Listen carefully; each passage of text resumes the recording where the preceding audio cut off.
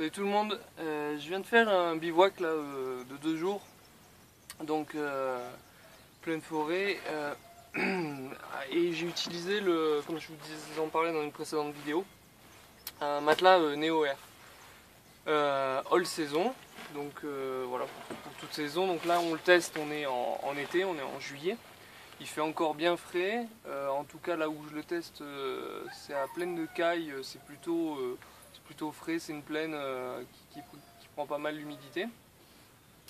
Je l'ai testé en tente et hors tente, et je ne l'ai pas testé que moi, je l'ai aussi fait tester à ma femme.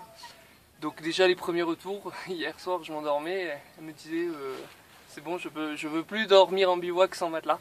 Donc c'est plutôt concluant déjà, en tout cas rien que le principe de dire de dormir en matelas.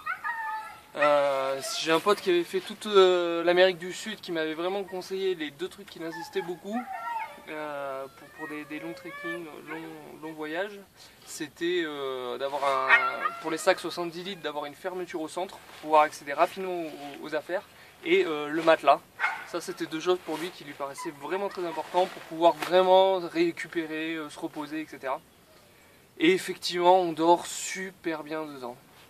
Alors ce qui est un peu perturbant au début quand on le gonfle, c'est qu'on a l'impression qu'il n'est pas complètement gonflé. C'est pas comme les matelas à la plage ou autre.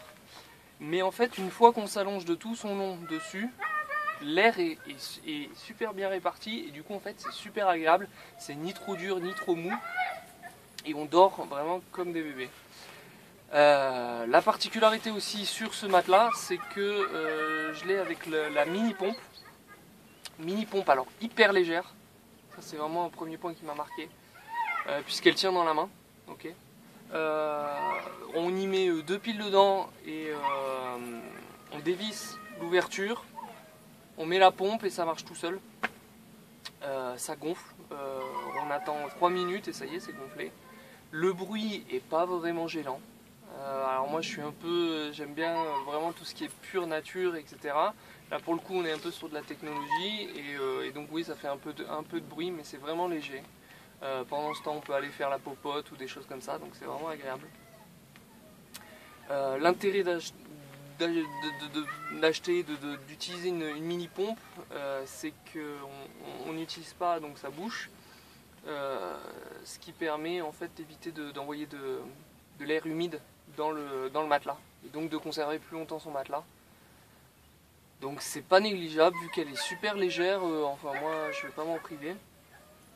Après on est dépendant des piles, donc toujours avoir des rechanges de piles, mais de toute façon pour la frontale, pour les trucs comme ça, c'est toujours aussi le cas. Voilà, qu'est-ce que je voulais dire d'autre sur ce matelas? Ce que j'aime bien aussi, donc c'est le principe en triangle, pour